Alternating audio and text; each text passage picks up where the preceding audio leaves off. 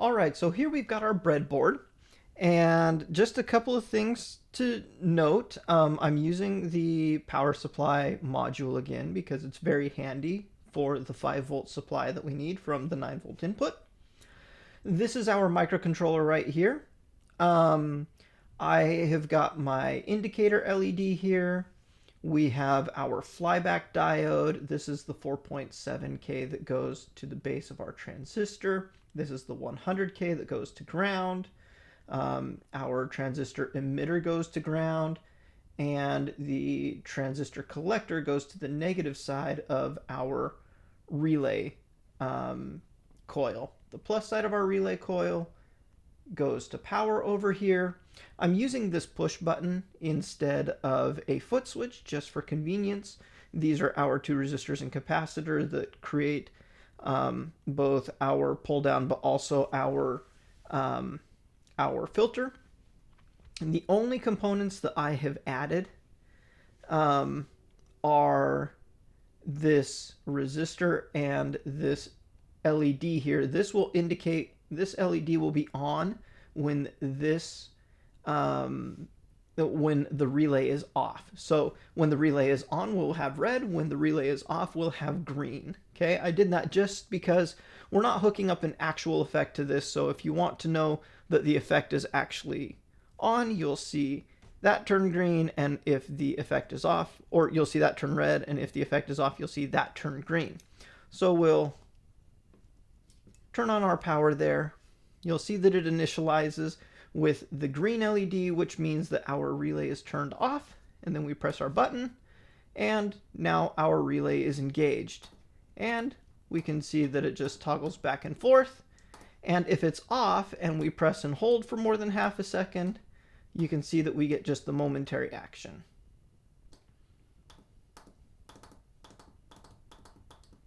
Okay? So there it is. It's working. It's doing exactly what we want. If we just tap the switch, it's toggling the state of the relay. And if we press and hold when it's off, then it's a momentary on. However, if it's on and we press and hold, it turns it off, but then it doesn't do anything when we release, because that's what we defined our expected behavior to be. Okay? So there we go. It all works. So now all we need to do is create a PCB layout for it and generate the files.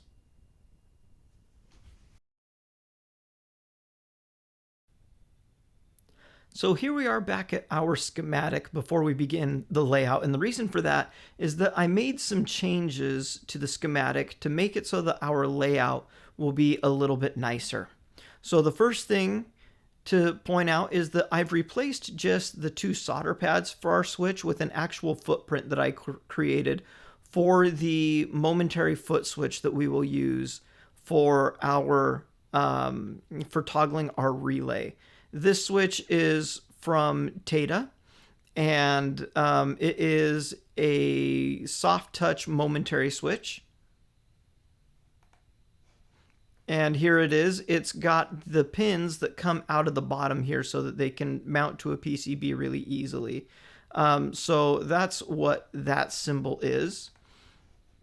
Another thing is that I changed which side, physical side of the relay the ins and outs are on, just to make it easier for wiring the relay, routing the relay connections to these solder pads on the PCB.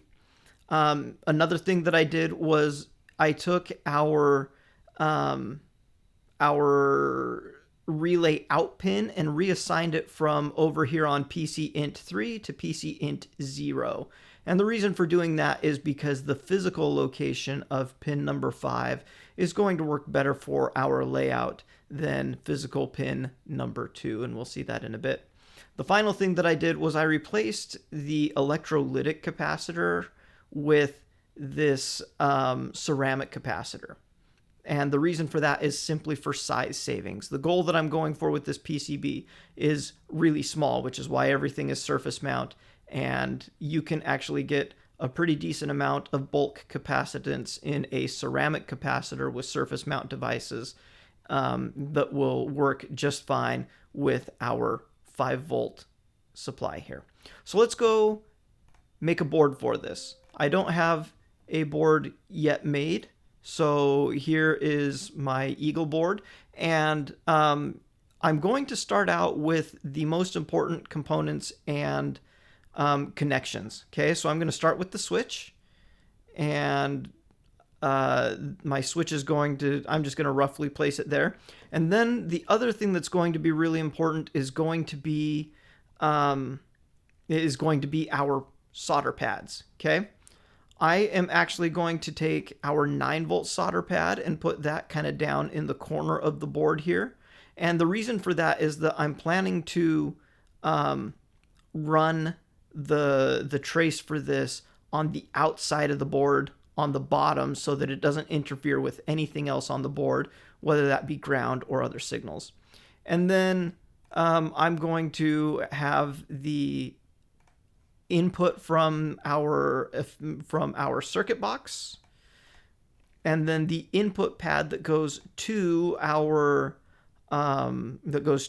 circuit board. And then I'm going to actually put our LED here. And then I will put the ground pad, the FX out pad, and the overall output pad here. Let me, come on, grab it. There we go. And the reason for this is because with the output pad on the very edge, it can route up the box really nice and easily.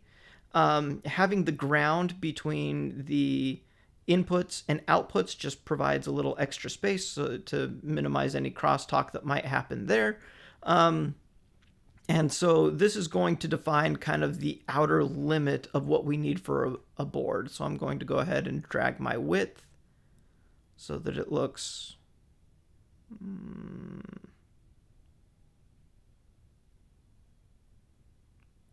Let's actually go like that. And then I'm going to move each of my solder pads over a little bit just so that we can try and make this board as small as possible. So my goal here is actually to see if I can make a board that is as close to the footprint of our switch as possible. So now I will plop our switch right there. This can come over one more. And then we'll bring this guy down. And I'm actually going to make it so that it's arched along the back. So I'm going to bring that down like that. And then I'm going to define what I want the outline of my board to be. So we'll create a line here, and I'll just make it as thin of a line as I can. So what I want to do is I actually want to, I just want to create just a little notch in on our board so that we're overhanging the switch as little as possible.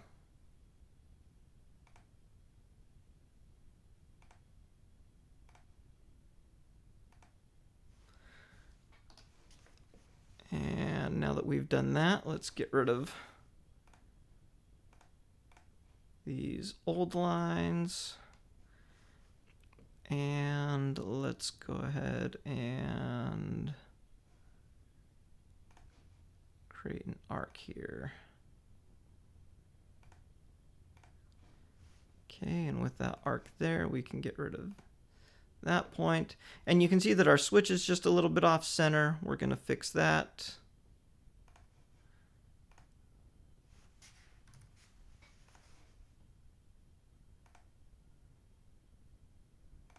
There we go. Actually, I'll keep my grid there. And now it's a matter of laying out the parts in a way that makes it so that our signal flows as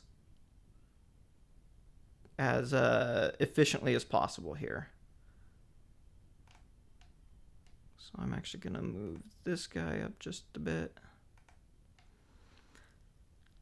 All right, so our relay is our biggest part, put that there. Next biggest part is our microcontroller. We'll put this guy here. And then this is our little tiny voltage regulator. We'll go ahead and put this guy up here. And actually, before I get too carried away, I'm going to create a polygon on the bottom layer. And this is just going to make it so that my bottom layer is going to be a ground plane. We'll still be able to use it for all of our normal signal routing, but we also have it ground. So there we go. That's our ground layer on the bottom. And let's continue placing parts. Our flyback diode here. Let's see which side is which.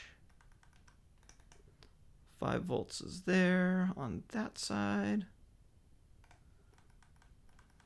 And then we need our transistor that's going to govern our, there we go. It's going to actually govern the ground connection.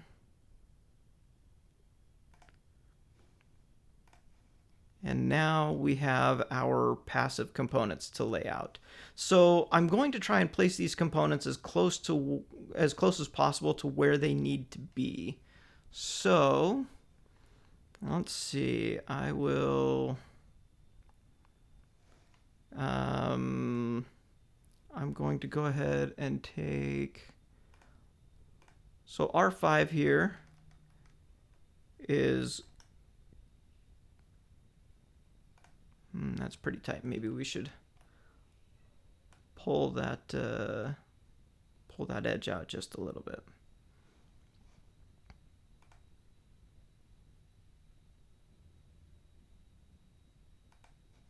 Let's do that, and we'll do that. Just give us a tiny bit more room to work with in here so that I can take this guy and bump him there. Okay, and R5 works with C3.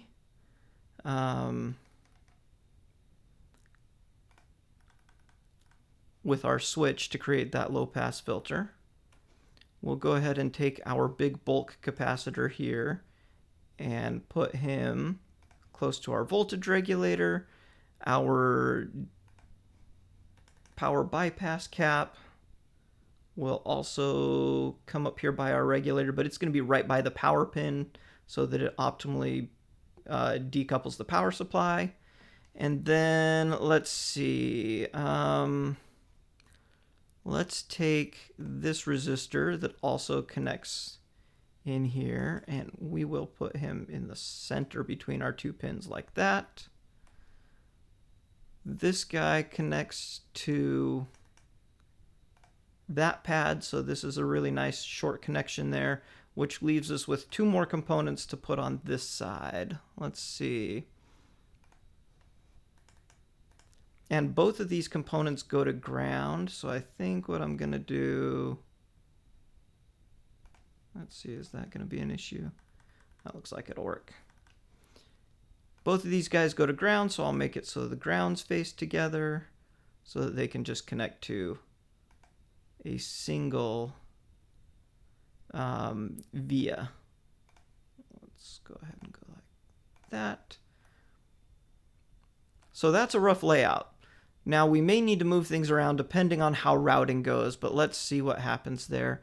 I am actually going to turn off the top values layer so that it's not in our way. Okay, so the way that I like to work this is always starting with power, because without power, you don't really have much of anything. So what I'm going to do is I'm actually going to run power on my bottom layer. And I like to use a nice thick trace for power. So I will run this guy right up the edge, and then we'll pop a via up through the top. And there we go. So there's power for us. Now let's handle some more of the power stuff with our 5-volt lines here, because these are also going to be Nice fat traces.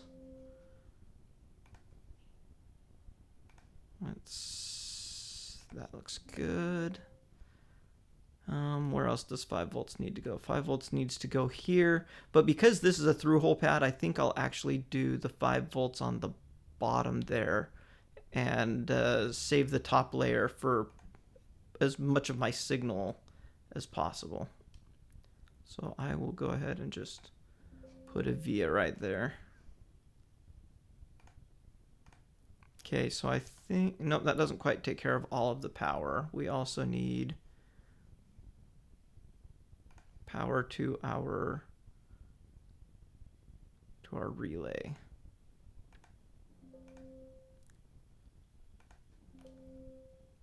Let's see, do we need power anywhere else? I think that is the extent of power. So now I'll go back to a more normal trace size.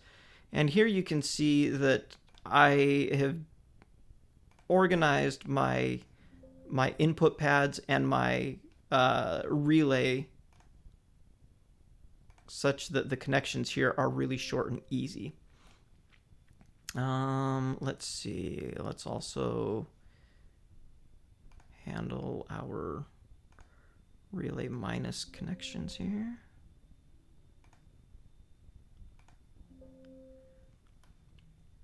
And now, so even though there's ground here and ground here, I'm actually just going to use a via and pop this guy through to the bottom layer to make things easy for me, so I don't have a trace there that I've got to worry about crisscrossing. And let's see, we will go ahead and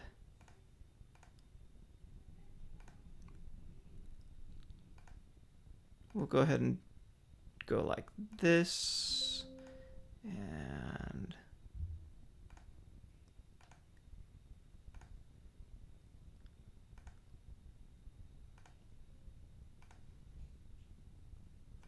okay, so that is all of our output pads are now dealt with. Oh, and for the sake of our true bypass, we've got to run this guy down.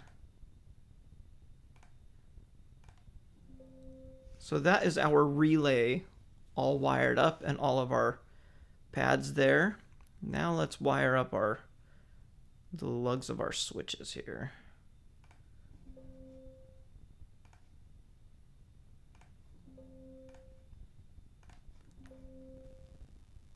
And then let's see, that needs 5 volts. Let's take it up along the outside. Okay, so I've got ground and ground here, and I would like to connect these guys together, so I'm just going to do a via there. And then I'll connect that guy to there, and then I'm going to actually loop this guy down and around like this. There we go. So that's one of our 2 pins. The other pin off of the microcontroller that we need is this guy. So we'll just go like that. And then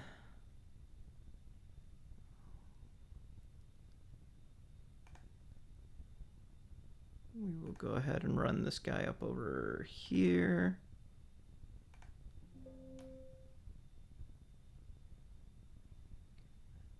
Okay.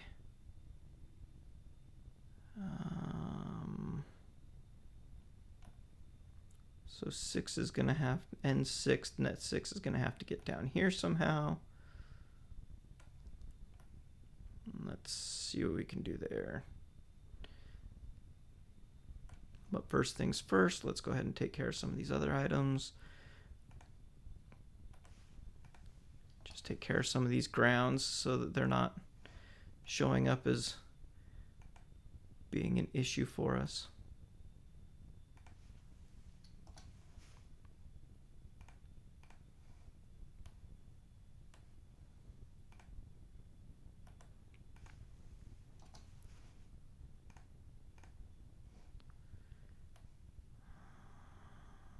Okay.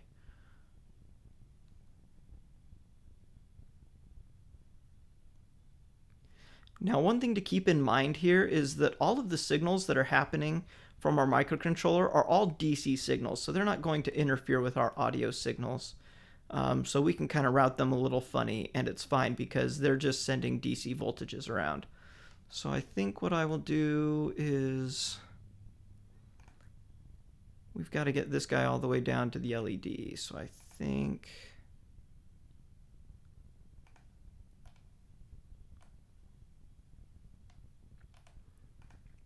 I'll go ahead and go on the bottom layer here for that.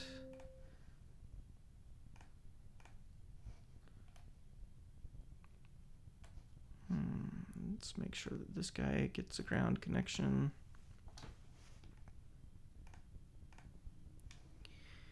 And then this guy needs to come to N6 and this guy needs to go to N5. N5 is with our LED, so let's go ahead and we'll go ahead and do something like this.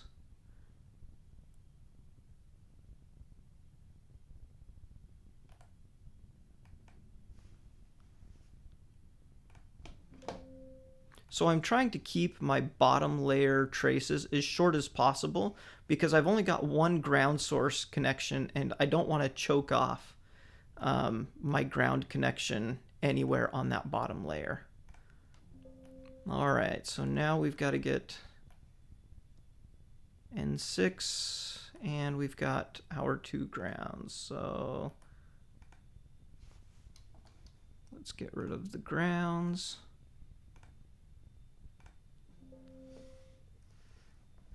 Okay.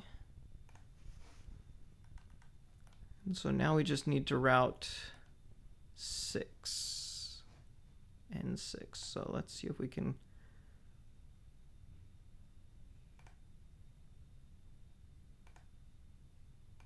Now this is why I was saying that we're dealing with DC signals, so we might be able to squeeze this guy somewhere. Actually, what we could do is if we shift this guy down a little bit, we can move that, and then we should be able to run this down to here. We will rip up that. Okay, so that looks like everything is connected. So now let's go ahead and just do a quick check. Tools, design rule checker. Let's check and see what happens. No errors, it says down here in the bottom. So now we can finish off this board by, you know, making it look a little nicer here. Let's actually,